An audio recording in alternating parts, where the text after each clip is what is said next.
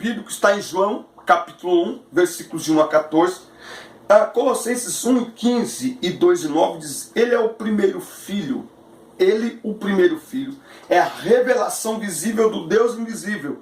Ele é superior a todas as coisas criadas, pois em Cristo, como ser humano, está presente toda a natureza de Deus. Então, é sobre isso que nós vamos falar na lição de hoje. Essa lição apresenta aspectos da divindade e da humanidade de Jesus Cristo. É super importante que os adolescentes, que os alunos conheçam a dupla natureza de Cristo, a fim de ver ele como um modelo a ser seguido. Isso é muito importante. Por quê? Porque a ideia que se tem de Jesus, quem não tem esse conhecimento, mas Jesus era Deus, então por isso que ele não pecou. Mas Jesus era Deus, então por isso que ele orava. Não, nós estamos falando, nós vamos tratar dentro dessa lição das duas naturezas, 100% Deus, 100% homem. A Bíblia diz que nós não temos um sumo sacerdote, lá em Hebreus, que não possa se compadecer de nós, mas um que, como nós, em tudo foi tentado, porém sem pecado. Aí uma aluna esses dias perguntou assim para mim: Denis, já que Jesus não nasceu da semente do homem, portanto não nasceu com a inclinação natural para o pecado, né? com a carne que nos domina e que nos leva a pecar, enfim, então para ele foi fácil não pecar, porque ele não tinha essa semente do pecado. Essa pergunta me travou por alguns segundos. Eu falei: nossa, nunca tinha pensado nisso. Porque os alunos, às vezes, eles fazem perguntas, isso é muito interessante. Nossa. Aí, eu pensei um pouquinho e falei: é interessante sua pergunta, mas deixa eu te falar. Para Adão também era fácil não pecar, porque Adão foi criado sem semente nenhuma de pecado. Adão foi criado um homem perfeito. Então, não é uma questão só da semente, é uma questão da escolha. A escolha de Adão foi uma escolha errada. Jesus escolheu. Filipenses 2, do 5 até o 8, até o 11, vai dizer que ele foi obediente, ou seja, ele escolheu obedecer. Ele escolheu ser fiel ao que ele era, ser fiel como homem, certo? Então, tem muito a ver isso aqui com essa humanidade de Jesus. É meio difícil esperar, mas Jesus não era do céu, ele era Deus, nós estamos falando dele como homem. Ele escolheu, foi uma decisão de Jesus como homem. O Evangelho de João anuncia que no começo, aquele que é a palavra já existia. Ele estava com Deus e era Deus. A palavra é a fonte da vida que trouxe luz para os homens. Jesus é a palavra. E a todos os que nele creiam recebem dado o direito de se tornarem filhos de Deus. Portanto, essa lição nos mostrará que Deus, o Deus que se tornou humano, e o ser humano que é Deus, o nome dele é Jesus Cristo. Então, essas duas coisas, elas se completam, elas interagem entre si. O Deus que se tornou homem e o homem que é Deus. Tá certo? E nós vamos ver o quanto que isso é importante para o Evangelho, o quanto que isso é importante para a nossa fé. Então é muito importante isso, porque nós professores já estudamos sobre isso. E esse é um grande problema. Porque o professor muitas vezes, esse assunto de novo, eu já estudei, mas como é bom relembrar. Por quê? Porque isso aqui é base para a nossa fé. Isso aqui é super importante. Isso aqui é essencial. Isso aqui é assunto que deveria ser pregado nos púlpitos no domingo à noite. Por quê? Porque é assunto essencial para a nossa fé. O Filho de Deus se fez carne. Quando Adão e Eva pecaram contra o Criador no Jardim do Éden, o Senhor Deus fez uma grande promessa. Eu farei com que você e a mulher sejam inimigas uma da outra, falando para a mulher e para a serpente. E assim também serão inimigas a sua descendência e a descendência dela. Esta esmagará a sua cabeça e você picará o calcanhar da descendência dela. Jesus Cristo, o descendente dos nossos primeiros pais, viria ao mundo para aniquilar o pecado e trazer a redenção aos homens. Assim, o Filho de Deus se fez homem. O que é isso? Graça. Por quê? Porque a Bíblia diz em Romanos 3:23, todos pecaram e destituídos estão da glória de Deus. O homem não tinha condições de se aproximar de Deus. E não havia nenhum homem que pudesse fazer isso. E o sacrifício de animais era apenas um período de transição. Era apenas uma ideia do que deveria acontecer. Romanos 5 deixa isso claro. Por quê? Porque o pecado entrou no mundo por um homem. O pecado entrou no mundo por um homem. E aí por um homem também vem a nossa salvação. Então era necessário que houvesse um homem. Como nenhum homem havia, porque todos pecaram. Porque dentro dessa descendência todos nascem pecadores. O salmista vai dizer, e em pecado me concebeu a minha mãe. Todo ser humano nasce, é concebido em pecado, com a semente do pecado. Então, dentro do plano eterno de Deus, que não é o plano B, é o plano A, 1 Pedro 1, do 18 ali ao 20. Desde a eternidade Deus já tinha preparado esse plano.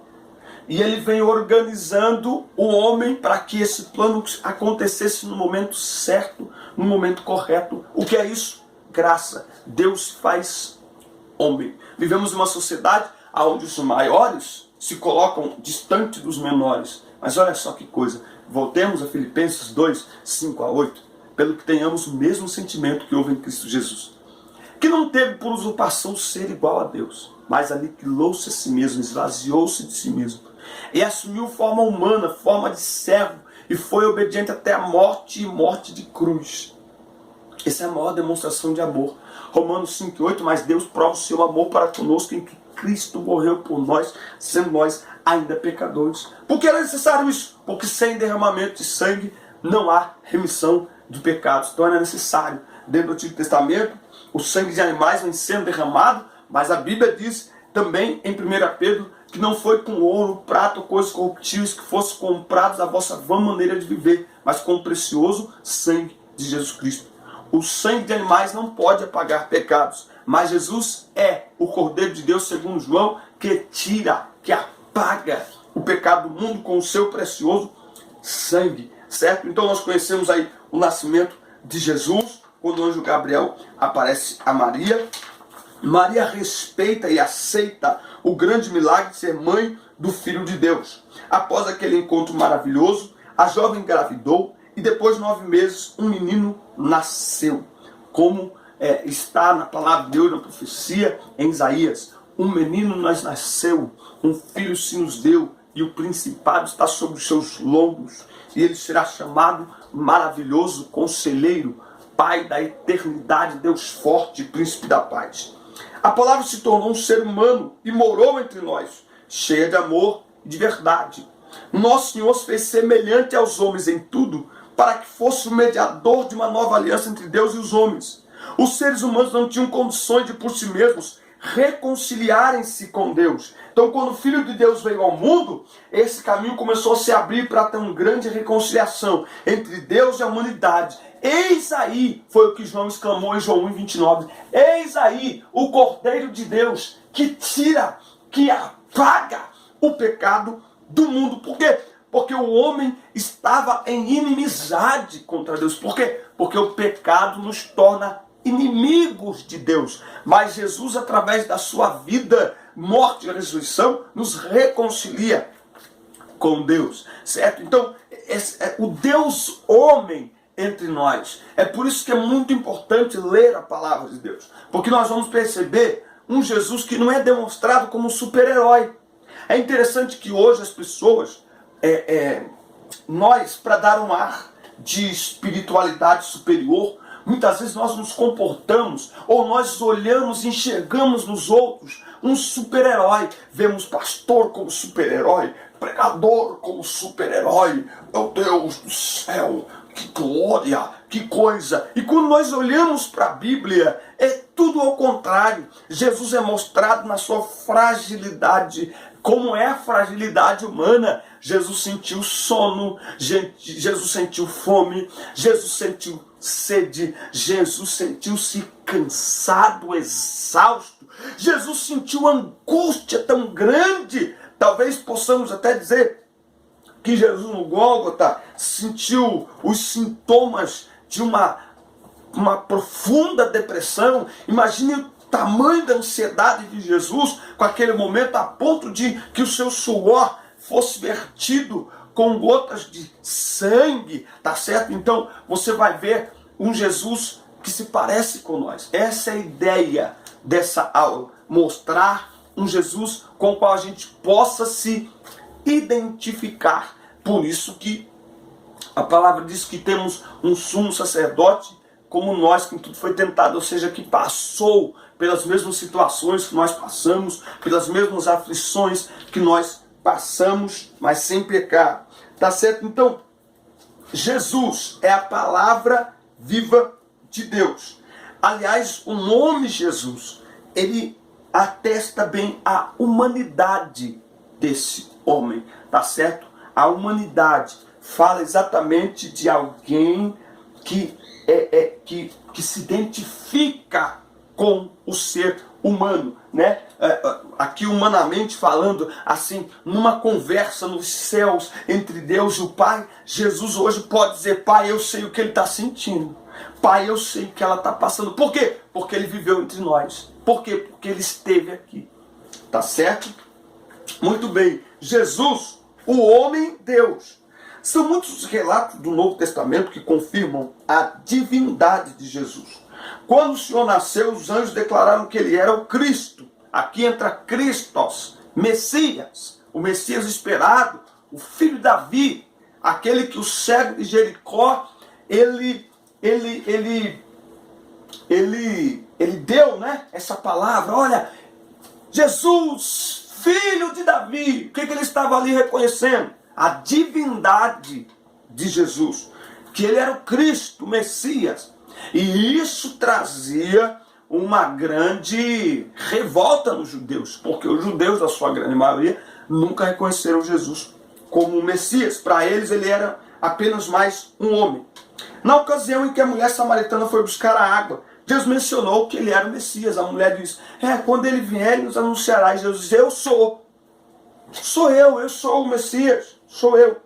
Tá? Após aquele encontro, a mulher sai e entra em Samaria e diz: olha, eu encontrei o Messias esperado. E muitos creram em Jesus. Reunido com seus discípulos, ele mesmo declarou que Deus era o seu Pai. E disse a Filipe que todo aquele que o vê está vendo o Pai. Filipe pergunta: mostra-nos o Pai. Ele falou: Filipe, estás há tanto tempo comigo e ainda não vi? Quem me vê, vê o Pai. Por quê? Porque eu e o Pai somos um.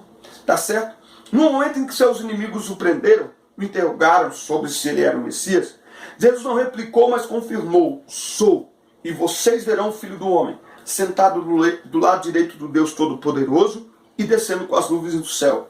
Seu discípulo Tomé, quando teve a comprovação de que Cristo havia ressuscitado, exclamou: meu Senhor e meu Deus. E por fim, no livro de Apocalipse, quando Jesus apareceu a João, ele afirmou sobre si mesmo: eu sou o Alfa e o Ômega, o primeiro e o último, o princípio e o fim. Por isso, não há como negar que Jesus é o bendito, o Messias esperado pela nação de Israel. Por esta razão, devemos crer e compartilhar essa fé com nossos amigos e colegas. Então, é muito importante isso. Hoje em dia nós estamos vendo uma geração, é como se Jesus hoje perguntasse, como está lá em João 6, quando ele pergunta para os seus discípulos: e vós? Quem dizeis que eu sou? Quem que vocês falam que eu sou? E aí Pedro, tomado pelo Espírito Santo, vai dizer: tu és o Cristo, o Filho do Deus vivo. Por que essa afirmação é poderosa? A ponto de despertar em Jesus uma outra afirmação maravilhosa.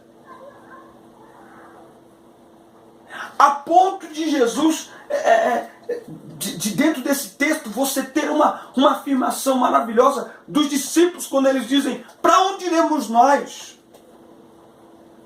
Só tu tens a palavra de vida eterna. Ou seja, por quê? Porque Jesus é o caminho, Jesus é a verdade, Jesus é a vida. E é esse Jesus, o único que existe, que deve ser anunciado. Tem muitos louvores, tem muitas pregações, tem muitos famosos, tem muitas pessoas servindo um Jesus e pregando um Jesus que não é o bíblico. Nós não podemos separar Jesus do Cristo. O Jesus homem e o Cristo Filho de Deus. Esses dois são uma só pessoa. Eles estão unidos em uma só pessoa. Portanto, temos que reconhecer Jesus Cristo. Porque quando eu reconheço Jesus, o Cristo, eu reconheço o Salvador, o Messias. Eu reconheço que Ele é a verdade, o caminho, a vida eterna para a salvação de todo aquele que nele crê. Então nós não estamos falando de qualquer Jesus. Então não podemos servir a esse Jesus como a qualquer um. Por quê? Porque Ele é o Filho de Deus. Por quê? Porque Ele veio para nos salvar. A mensagem cristocêntrica deve ser uma mensagem que fale de salvação. Uma igreja deve apresentar a Cristo e não apenas o Jesus que veio, que conversou com as pessoas, mas mostrar a sua figura completa. Um Jesus que se importou conosco a ponto de morrer em nosso lugar, de viver nesse ambiente completamente hostil a Ele.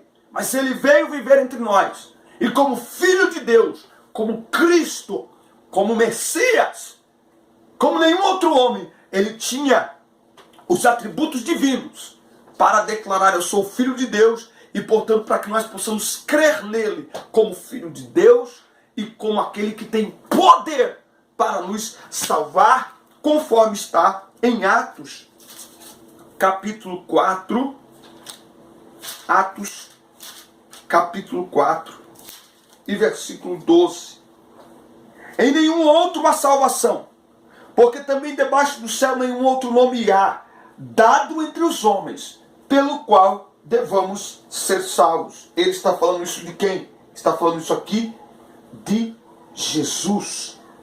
Ele está falando isso de Jesus. Então é muito importante ter essa ideia, tá? Jesus, o homem, Deus. Então nós temos que crer e compartilhar com tranquilidade essa nossa fé a respeito de Jesus. Quando nós falamos de Jesus, não estamos falando apenas de mais um homem, de mais um líder, de mais um revolucionário, não. Nós estamos falando do Filho de Deus, o Messias esperado, a nossa esperança. Estamos falando sobre a salvação de todo aquele que nele crê. Por quê? Porque é isso que Jesus significa, é isso que Jesus é, o Salvador da humanidade. Ele veio, se tornou um homem para nos salvar. É por isso que ele veio. Jesus, o homem-Deus. Jesus, o Deus-homem. Além de possuir todas as qualidades divinas, como por exemplo, os atributos divinos, onipotência, onisciência, onipresença, eternidade, Jesus também era plenamente humano. O nosso mestre amado renunciou voluntariamente à glória perfeita que tinha nos céus a fim de ser o Salvador da humanidade. Não foi fácil Jesus sentir as necessidades, as dificuldades, enfrentar as dificuldades da vida. Mas ele foi fiel até o fim, guardando a palavra de Deus. O nome Filho do Homem, frequentemente usado por ele mesmo, expressava tanto o seu estado de humilhação quanto de glória, quando vier julgar o mundo e reinar.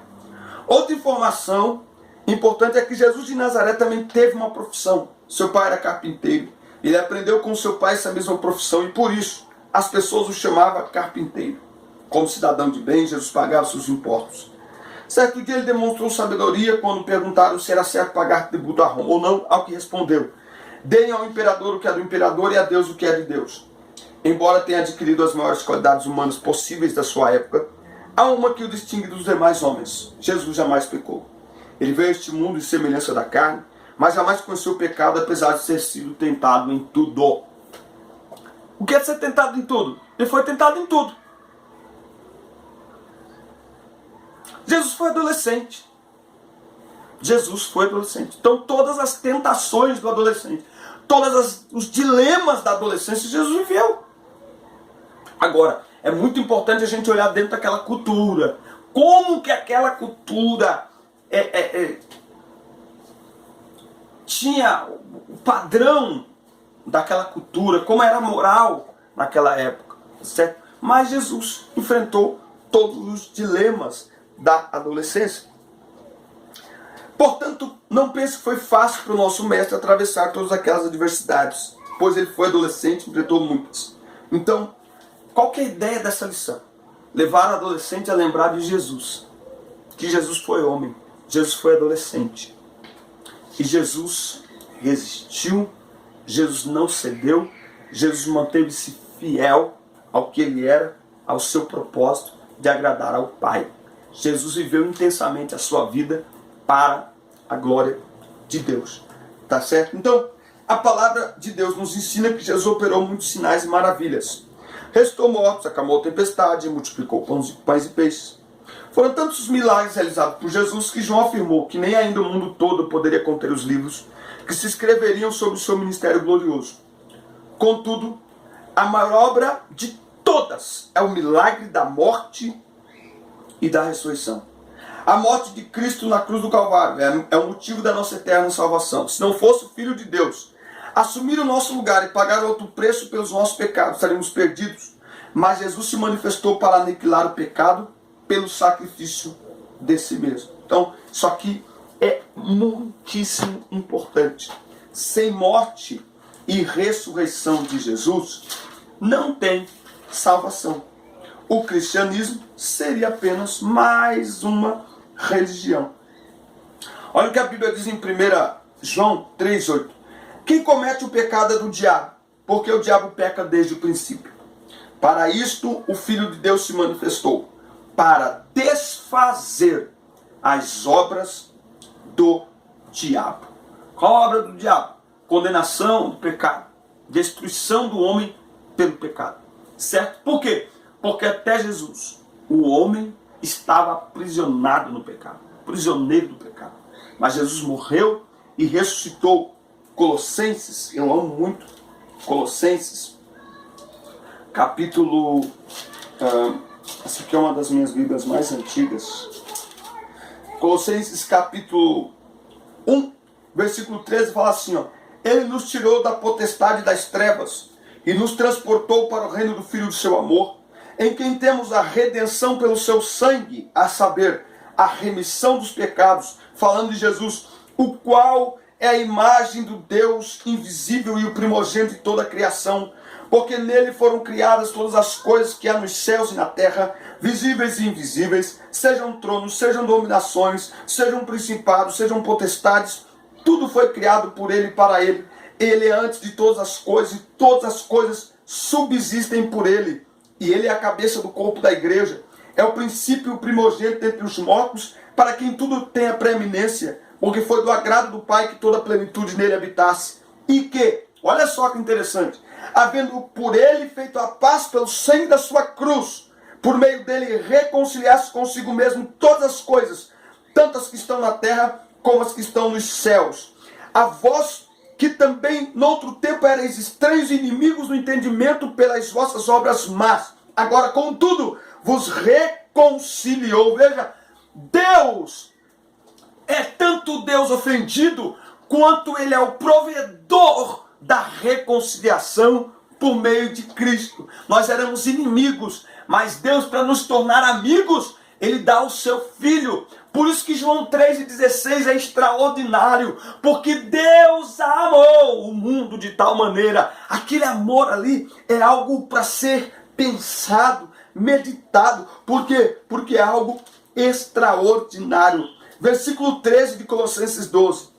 E quando vós estáveis mortos nos pecados e na incircuncisão da vossa carne, vos vivificou juntamente com ele, perdoando-vos todas as ofensas, havendo riscado a cédula que era contra nós nas suas ordenanças, a qual de alguma maneira nos era contrária, e atirou do meio de nós, cravando-a na cruz. Então, a morte e ressurreição de Jesus significa, a Bíblia diz que nós morremos com ele e ressuscitamos com ele. O homem, quando aceita Jesus, ele morre para o mundo e ele vive, ele ressuscita, ele é vivificado por Jesus. Tá certo? Então, isso significa muito.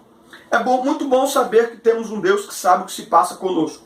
Portanto, agora nenhuma condenação há para os que estão em Cristo Jesus. Adolescente, ele passa pela fase de pecados recorrentes, pecados repetitivos, e que envergonham, e que muitas vezes por repetir, eles se tornam às vezes refém de determinados pecados, principalmente nas questões sexuais. Mas a Bíblia diz agora, nenhuma condenação há para os que estão em Cristo Jesus. Bom, há muitos adolescentes em nossas igrejas que não se sentem perdoados por Deus, talvez pelas coisas erradas que já conheceram tão cedo. Mas a palavra do Altíssimo nos ensina que o sangue de Cristo nos purifica de toda injustiça. Creia que você já foi perdoado por alguém que levou a culpa dos pecados em seu lugar. Seja um imitador dele, siga suas pisadas. Fazendo assim, você nunca se sentirá sozinho. Então, é muito importante isso, que o adolescente tenha essa percepção. Percepção de que há poder no sangue de Jesus para nos perdoar de todos os pecados. Todos os pecados praticados antes de conhecer a Cristo, praticados no dia a dia, pecados repetitivos. Há poder no sangue de Jesus para nos perdoar. E esse perdão é o que nos habilita, pela palavra de Deus, a abandonarmos o pecado repetitivo, recorrente e termos uma vida cada dia mais santificada diante do Senhor. Então, esse Jesus que se fez homem e que como homem também é Deus, ele morreu no meu e no seu lugar para que tenhamos a vida eterna. O seu sangue nos purifica de todo o pecado. Nós temos que então saber que temos esse Jesus tão maravilhoso. Por isso que eu amo esse Jesus. A Bíblia diz em 1 João 2,1 que filhinhos não pequeis, mas se pecardes, tendes no céu um advogado, Jesus Cristo justo. Então nós temos um advogado.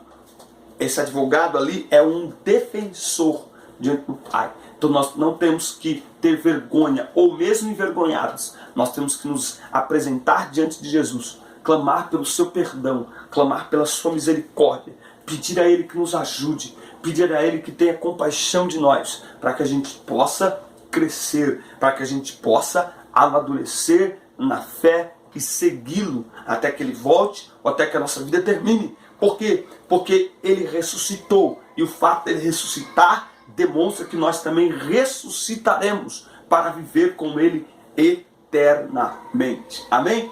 Deus abençoe sua vida. Essa foi a última aula de 2017 e a primeira de 2018. Fique na paz, um grande abraço, assista a culta, compartilhe, mande para todo mundo, inscreva-se no canal, que isso é muito importante, dê like, deixe o seu comentário, sugestão para as próximas aulas, que o seu 2018 seja extraordinário. Um grande abraço, fique na paz, até a próxima aula, até o ano que vem, valeu!